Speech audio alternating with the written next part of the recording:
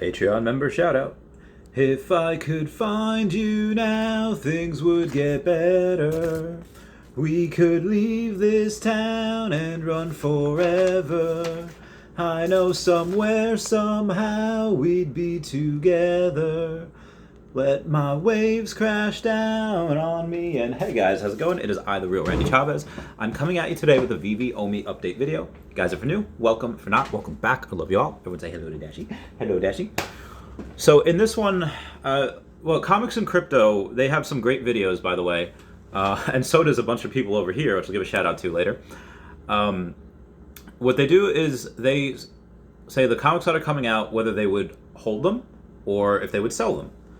And I thought this would be a pretty good idea for me to do as well, especially when Pokemon comes out. But right now we have the idea for the Mermicornos, Season 2, and I had the Season 1 for a lot, and I, thought I did pretty well with them.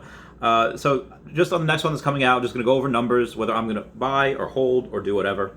Now, Tokidoki, for those that are unfamiliar, which translates to sometimes in Japanese, is an internationally recognized and iconic lifestyle brand based on the version of Italian artist Simone Legno and his partners, serial entrepreneurs Pune Mohajer and Ivan Arnold. Since debuting in 2005, Tokidoki has amassed a cult-like following for its larger-than-life characters and emerged as a sought-after global lifestyle brand. Mermicornos. One special night, a group of unicornos were flying in the direction of falling stars. The falling stars were disappearing into a sparkly sea, which transformed them into starfishes, while changing snowflakes into jellyfish. They rode the tail of the shooting star into the magical sea, turning them into enchanting creatures of half unicorno and half fish. One day, while following migrating dolphins, they discovered the surface of our world. Thus began the legend of the Mermicornos, rumored to only resurface during a lunar eclipse. And Series 2 is here. That is some really cool lore, I'm not going to lie. Like, that sounds pretty awesome. But, oh, this is going to be great. There are very few things that go and sell for under retail. Currently, I think the only ones are the common Groots, the uncommon Storm, and there's a couple of common alligator Lokis. But the common alligators are pretty much right at retail. So when I take a look and I see Coraline, even though there's 10,000 editions, get them for $16. That's amazing. And so now that is not what I'm going to go for at first. Will I get that? Probably. Because even if maybe they're like $20, I don't think that these are going to be selling for below retail at first. Aquaria, same thing. This is a $16 for 9,888 of those. Now, these are all commons. These are all first appearances. And I think these are blind boxes because we have an uncommon for $16 first appearance for Perlina. And if this is a blind box, in which case I will go for it, yes. Cerulean, $16 first appearance, uncommon. And Phantasma. All right, well, here's Cerulean. This actually looks really cool. It's like almost see-through. And Phantasma, which has almost like the Day of the Dead type of thing on there, but really colorful in the back. There's 5,888 of those, and that's a rare. And we got, this one I think is going to be best. I mentioned this in another video. This is Lily Pad, and I don't know what it is, but teenagers have this obsession with frogs. For a long time, back in the day, on the old, 4chan websites, it was Pepe. And then Pepe kind of became a political figure somehow, but anyway, I digress. Teens nowadays love frogs too. Especially girls. 5,888 of those. Layla, I think I'm pronouncing that, or Leola, ultra rare, only 3,888 of those, $16. Oh, and we have Sharkbite, a secret rare, 2,888 of those. I'm so mad that the one that looks the coolest, that I really want, is going to be the secret rare and hard to get. So this is a blind box, so let's do some math, shall we? Let's add these up. 2,888 plus 3,888 plus, let's see, 5888 and 5888, so there's a lot of these. 788 and the 788. So there's over 34,000 of those, and then we have a couple of 9,888s. So there's 54,000 of these total. My first reaction was I thought these were not a blind box and they were going to be $16, and then they would be like 20 and 25 and 50, whatever. But they're not. So even still, if you're looking at this long term, I mean there's nothing in the app right now that is like severely under the drop price. Maybe Common Groot, but Common Groot, there's like 28,000 of him, so I kind of understand why.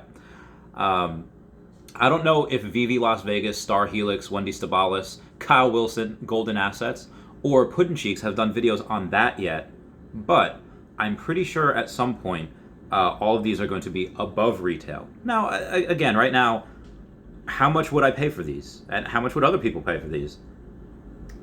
I mean, without knowing what the market is, yeah, I'd pay $100 for that little guy. That's cool. That's sleek. That's awesome.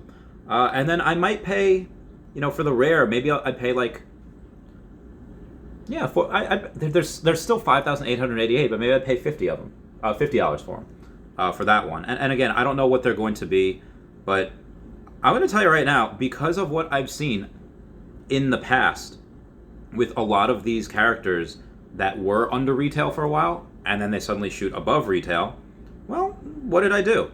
I currently have 42 Alligator Lokis common. Why? Because I kept buying them when they were like $30, $28, and now they're still just at retail at 40.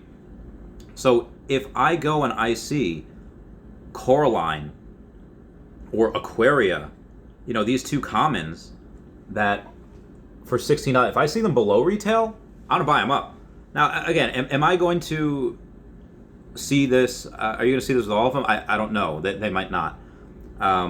Another reason why some people are going to collect this set is because the first set came out in season 1, and in season 1 you have something that is there's only a few of them that are out there, and this happens to be one of them.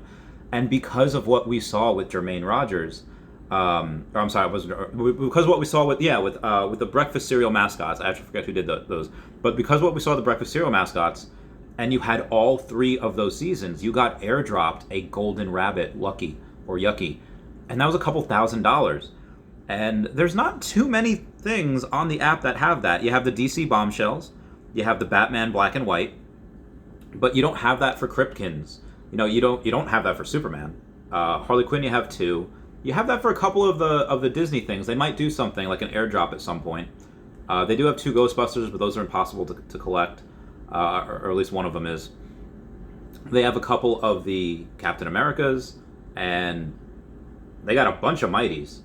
But what I'm trying to say is that there's anything that has more than one, maybe like a Spider-Man thing, but anything that has more than one of these have the potential to be like, oh, you have X amount of sets, all of them, great. You get a drop, you get an airdrop, and it could be worth money. Now, am I going to do this? No, I do not have the first set anymore. But what I will do is, how I would take advantage is if things are selling for under retail, I will buy them, because most likely at some point they'll be selling above retail. How many stories do you see? I think in the Taps Trades last video, you just saw that he had he bought a Eddie Riso at retail for like $69. Everyone comment nice down below for the 69. And you see what that does now. Now, is everything going to be Riso? No, absolutely. Almost none of it will be Riso. That isn't possible. But some things that you can get for under retail eventually go above. Captain America's, Spider-Man had to wait like 24 hours before the commons were all bought up. And the Captain Americas were selling for under that. So what I'm saying is a lot of these is, you could take those profits, and then you take those profits and go to youstay.glassy.store. youstay.glassy.store. You can buy some beautiful glass artwork. You can go to afrodroidlegends.com, and you could be able to buy something there with some of the profits. Again, if you wanted. But outside of that, if you want some more cool information, you can go to Twitter and look at EQ_crypto. You can look at @NotStarHelix and @HeyDavidDon, who is a very, very good business owner. You can definitely look at that. And you can get some more information elsewhere. Anyway, guys, that's it for me. Everyone say bye-bye to Dashi. Bye-bye, Dashi. And I'll talk to you all later. All right, goodbye, guys. Meow, meow, meow.